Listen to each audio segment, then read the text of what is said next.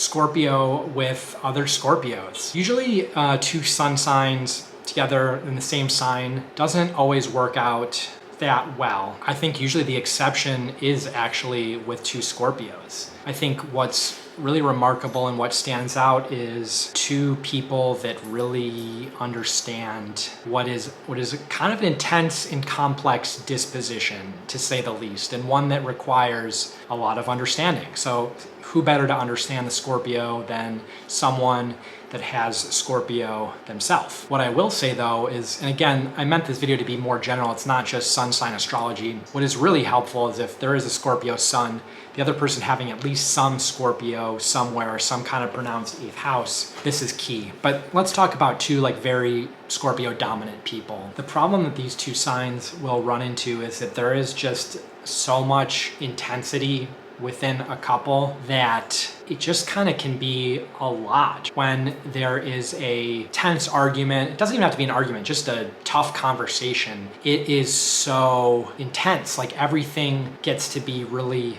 heavy. And one of the really nice things about Scorpio with some of the other signs is that it helps Scorpio have a sense of humor about things and remind themselves that there's never going to be a danger that Scorpio is not going to be intense. But if someone can also occasionally pull out a little bit of the lightness from Scorpio and occasionally pull them out from the super deep depths when it's appropriate, that can be really helpful.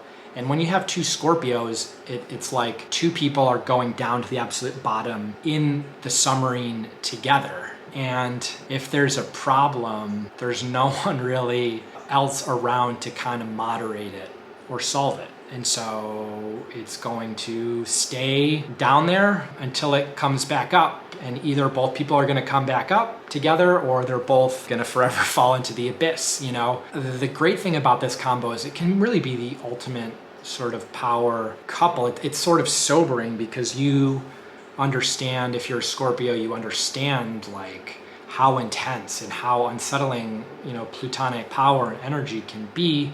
And then you see that mirrored in another person. And usually the reason that two sun signs together in a partnership can be challenging is because you really see the flaws of yourself played out in someone else. And sometimes it can be very frustrating and hard and unsettling because you're they're so close to home, and you see that in a way. It's not like the opposites where you see yourself mirrored, but you see kind of ways to get away from yourself or to balance yourself out. It's just all on one side, and so there's not polarity. There is just, oh yeah, I see that and I do that and I don't like it, and it's unsettling to me, and having to see someone else play it out is just like nails on a chalkboard.